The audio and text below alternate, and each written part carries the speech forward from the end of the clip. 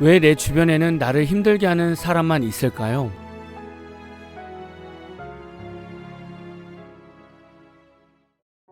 안녕하세요. 하루를 말씀으로 시작하는 오늘의 묵상입니다.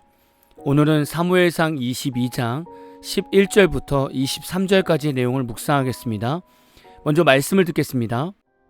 왕이 사람을 보내어 아휴두베 아들 제사장 아히멜렉과 그의 아버지의 온 집 곧 노베에 있는 제사장들을 부르매 그들이 다 왕께 이른지라. 사울이 이르되 너 아히두베 아들아 들으라. 내 주여, 내가 여기 있나이다. 내가 어찌하여 이새의 아들과 공모하여 나를 대적하여 그에게 떡과 칼을 주고 그를 위하여 하나님께 물어서 그에게 오늘이라도 매복하였다가 나를 치게 하려 하였느냐? 왕의 모든 신하 중에 다윗같이 충실한 자가 누구인지요? 그는 왕의 사위도 되고 왕의 호위대장도 되고 왕실에서 존귀한 자가 아니니까. 내가 그를 위하여 하나님께 물은 것이 오늘이 처음이니까 결단코 아니니이다. 원하건대 왕은 종과 종의 아비의 온 집에 아무것도 돌리지 마옵소서. 왕의 종은 이 모든 크고 작은 일에 관하여 아는 것이 없나이다. 아히멜렉아, 내가 반드시 죽을 것이요 너와 내 아비의 온 집도 그러하리라. 왕이 좌우의 호위병에게 이르되 돌아가서 여호와의 제사장들을 죽이라. 그들도 다윗과 합력하였고 또 그들이 다윗이 도망한 것을 알고도 내게 알리지 아니하였음이니라. 하나 왕의 신하들이 손을 들어 여호와의 제사장들을 죽이기를 싫어한지라. 왕이 도액에게 이르되 너는 돌아가서 제사장들을 죽이라. 에돔 사람 도액이 돌아가서 제사장들을 쳐서 그날에 세마포 에봇 입은 자 85명을 죽였고 제사장들의 성읍 노베 남녀와 아이들과 전 먹는 자들과 소와 나귀와 양을 칼로 쳤더라. 아히두베 아들 아히멜렉의 아들 중 하나가 피하였으니 그의 이름은 아비아달이라. 그가 도망하여 다윗에게로 가서 사울이 여호와의 제사장들을 죽인 일을 다윗에게 알림해 다윗이 아비아달에게 이르되 그날에 에돔 사람 도액이 거기 있기로 그가 반드시 사울에게 말할 줄 내가 알았노라.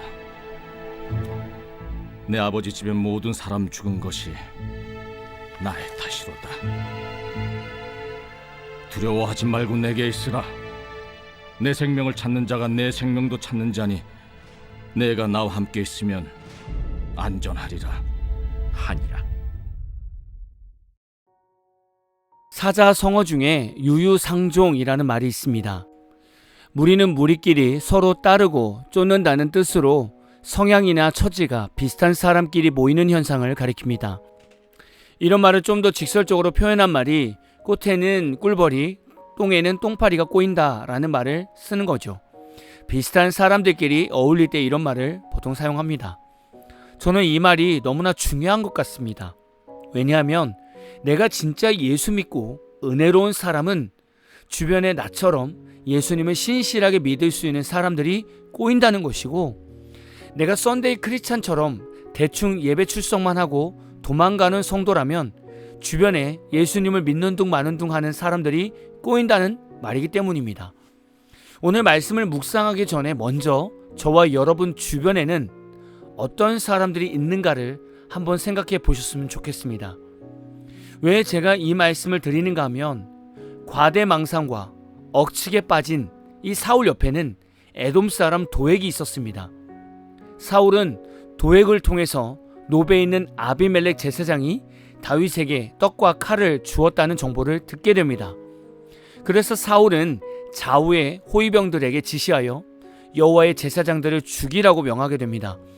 그런데 주변에 있던 신하들은 여호와의 제사장들을 죽이기를 두려워했습니다. 이때 사울은 도액에게 제사장을 죽이라고 명령하게 됩니다. 도액은 놉으로 가서 제사장 85명을 죽이게 되고 놉 성읍에 있는 남녀와 아이들과 젖먹는 자들과 짐승들까지 칼로 다 죽이게 됩니다. 사울 옆에는 도액이 너무나 잘 어울립니다. 망상과 패배 의식에 빠진 사울이나 에서의 자손인 이방 사람 도액은 서로 너무나 잘 어울리는 관계인 것 같습니다. 정말 비슷한 사람들끼리 뭉쳤습니다. 사울이 아히멜렉 제사장을 죽일 때에는 많은 역사적 과거 사건이 얽혀 있습니다. 먼저 도액을 보면 그는 과거 에서의 자손이기 때문에 야곱의 자손인 이스라엘 백성들과 원수지간입니다. 그래서 도액은 이스라엘 백성의 제사장을 죽이는데 전혀 두려움이 없었습니다. 그리고 아히멜렉 제사장은 엘리 제사장의 자손입니다. 엘리 제사장 가정은 과거 홈리와 비느하스 제사장들이 하나님을 멸시하는 제사를 드려서 하나님의 심판을 받게 되었습니다. 이때 예언된 내용 중에 하나가 사무엘상 2장 31절이었습니다. 보라, 내가 내 팔과 내 조상의 집 팔을 끊어 내 집에 노인이 하나도 없게 하는 날이 이를지라 라고 말씀하셨습니다. 아히멜렉 대제사장과 그 가족들이 다 죽을 수밖에 없었던 것은 과거 엘리 대제사장과 그의 아들들 제사장의 죄 때문에 그런 것입니다. 물론 오늘 말씀을 보면 하나님께서 약속하신 대로 무자비하게 다 죽이시는 것이 아니었습니다. 하나님께서는 항상 남은 자를 만들어 놓으십니다. 지금도 하나님은 엘리 자손들을 다 죽이지 않으시고 아비아다를 살게 하셨습니다. 이것이 남은 자입니다. 과거 노아의 방주에서도 하나님은 전체 다 심판하실 수 있었지만 당대 의인이었던 노아를 선택하셔서 이 가정을 구원하셨습니다. 노아도 남은 자입니다.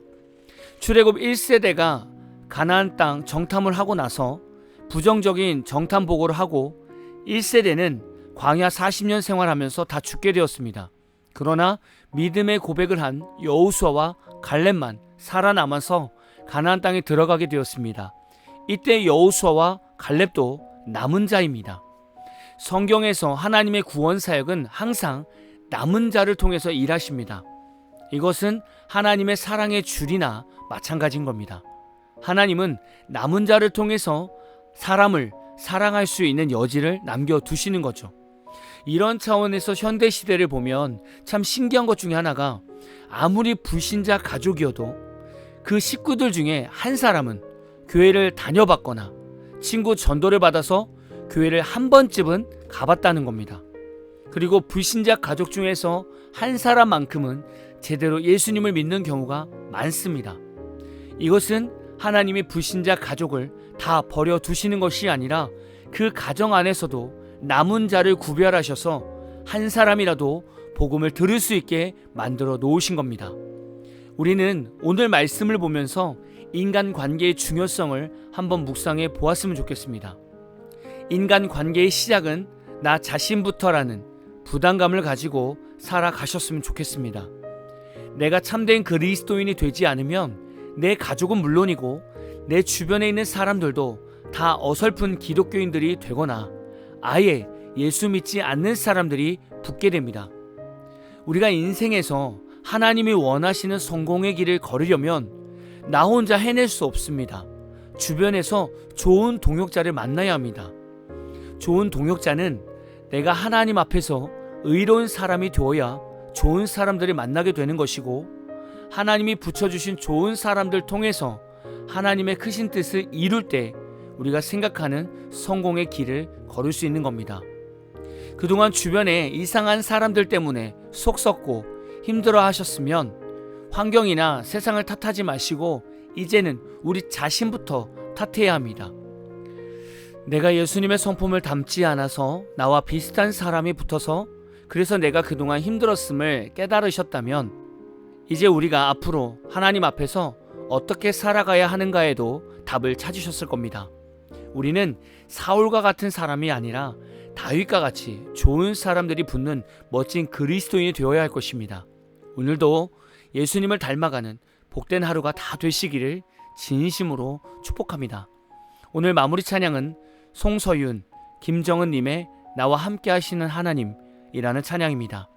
찬양 후에는 잔잔한 연주곡이 있습니다. 말씀을 생각하면서 기도하는 시간을 가져보십시오.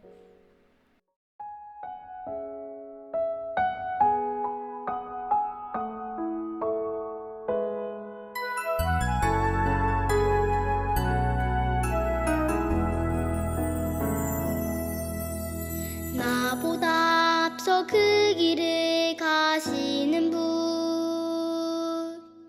밤에는 불로 낮에는 구름으로 내가